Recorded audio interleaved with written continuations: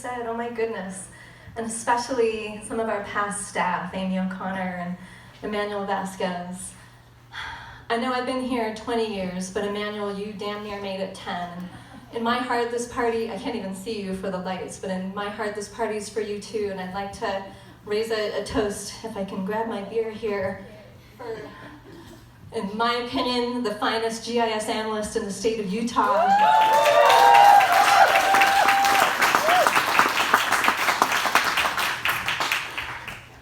So I guess I should say something about my, what do you call it, my birth story with Wild Utah Project.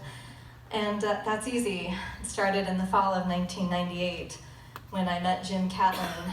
And I can't talk about my start with Whoop without talking about Jim, and I can't talk about Jim without making a toast to him too. I'm guessing he didn't make it tonight.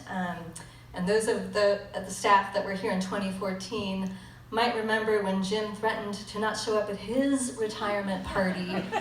So no surprise, but I'd like to make a toast anyway to our founder and director of WIP for 18 years and considered to be no less than the architect of the present-day conservation movement in Utah. And here's to you, Jim, wherever you are tonight. So I met Jim right after I moved here, and when I met him, I know this sounds cheesy, but it felt like I had found my conservation home in Utah. And I was floored to learn that he and Rick Tingey down there in the basement of Lamb's restaurant, they were the Utah chapter of the Wildlands Project. The Wildlands Project, my dream of all dream jobs. And better yet, he didn't even have a biologist to lead the Wildlands Network design that he should have been doing for Utah. But damn it, there was no money. He and Rick were skating on the fumes of that grant that founded them in '96. So of course I started looking for other jobs, including out of state. And I'll never forget that day on the payphone in Logan, where I was doing a little bit work for BioWest, on the phone with my dad, because I'd just gotten a job offer from Nevada Department of Wildlife. The Nevada Department of Transportation to be a wildlife biologist. That was $50,000 a year. That was a hell of a lot in '99. And I said, Dad, I don't know what to do. This great job in Reno with a good salary, but I met this guy, Jim Catlin, and the Wildlands Project, and he needs a biologist, but there's no money. We'd have to write grants. And my dad said, Abby, when you're old and gray, the things you might remember the most are not the successes that you had, but maybe the opportunities that you missed. And that was that. I called up Reno and I turned down that job, and as you've heard before tonight, I threw in my lot with Jim. And then to fast forward to 2012, when Jim, bless his heart, gave us 16 months notice before his retirement. And what Emmanuel and Amy didn't let on with that story in 2013 was that we were at quite the time of transition, and frankly, in a rough patch. And we were in the red, and we had thought for a split second, thankfully, only a short time, that we had lost Wilberforce. I'm going to have to deviate again here to make another toast to Denise Jones, who traveled here all the way from Seattle, and I can't even see with the light, Denise, but I've said it before, and I just don't know how Wild Utah Project could do it without Wilberforce. And I thank you and Rose Latman for all the good things you make happen on the ground for conservation in North America.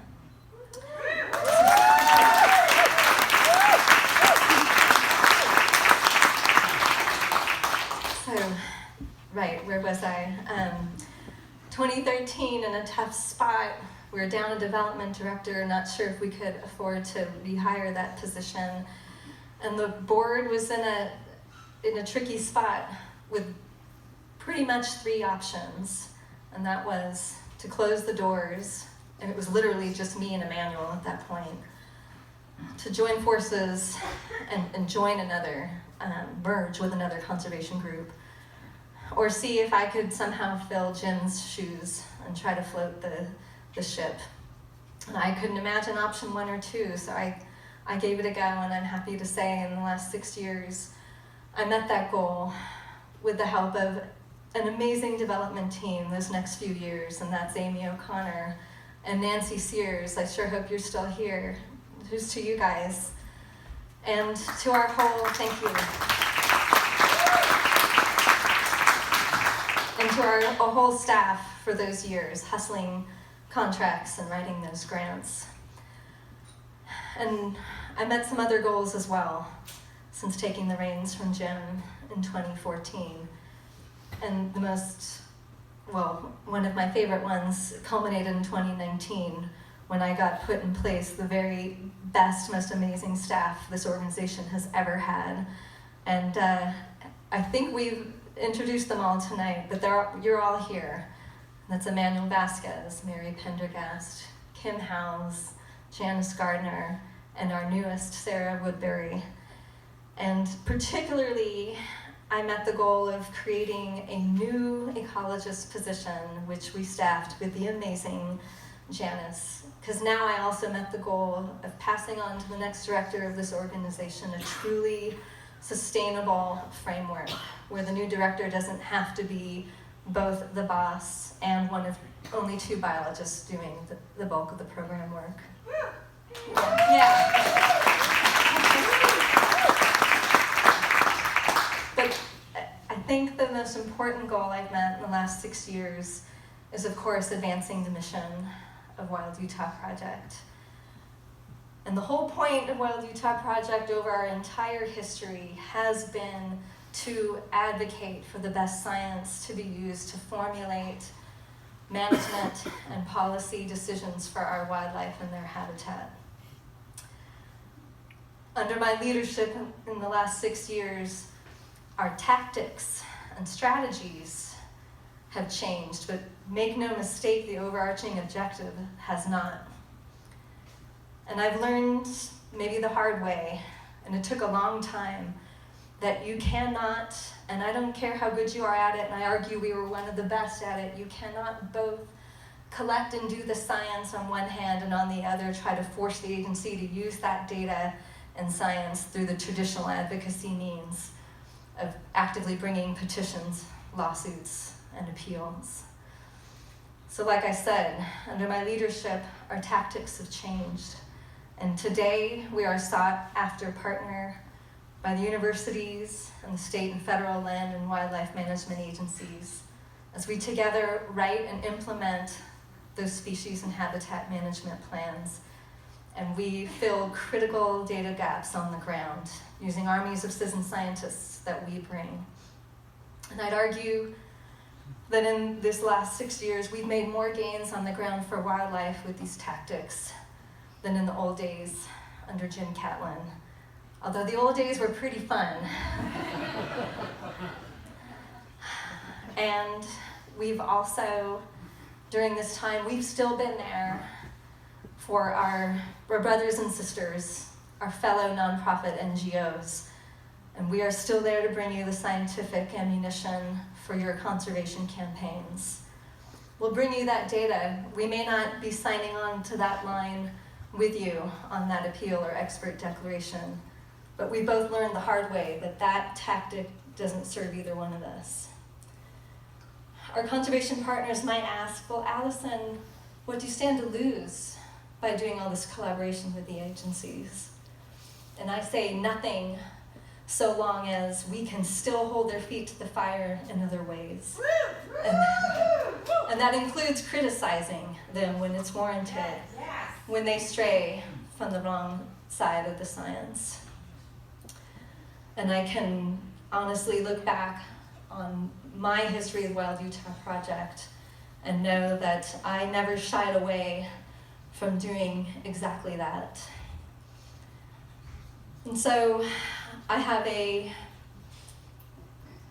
another question that could be asked on that tactic by my partners who are very gung-ho on collaboration as well. If you hold their feet to the fire and criticize them, you might be burning bridges. And my answer to that is, if I'm on a bridge with an agency that I can't trust to make the right decision with the science and just take it on spec, that they'll make the right decision eventually, or worse, they expect me to blindly support them when it's clear they're caving to politics and straying from the wrong side of the science, that's a bridge I don't want to be on. And so I have a favor to ask of our agency partners. A lot of you came tonight, and I have loved working with every one of you. But I have a favor to ask you guys, and that is just every now and then, gently remind my program staff that you need them to hold them to the highest standards of science. And yes, to hold your feet to the fire sometimes, because you need the voice of Wild Utah Project, and we're the best ones equipped to have that voice because we've got the scientific chops, we've got the relationships to the agencies, and you need that voice loud and clear because sometimes you need that cover to make the right decision. And I'm not talking about the traditional good cop, bad cop, although everyone, all the agency folks and all the conservation groups should know which role they play. I'm talking about the science cop, and that's Wild Utah Project, and I set you guys up to do that. And I won't be there, thanks.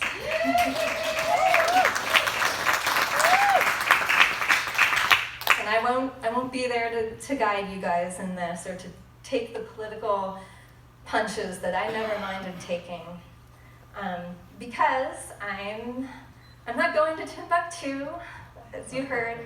I'm hanging around. I'm gonna try to continue to be the best force for conservation that I can be. And seriously, if you want to talk about this bill, HB 125, that Kathleen referred to, I can tell you how our statewide coalition of conservation groups is going to kill it. And this is a great ending place for a classic Jim Catlin quote, which totally applies to me.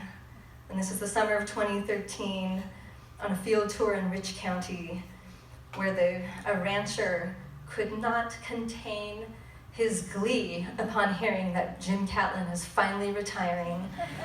And Jim turned right to that guy and said, "Yes, and now I have more time to work on your issues." So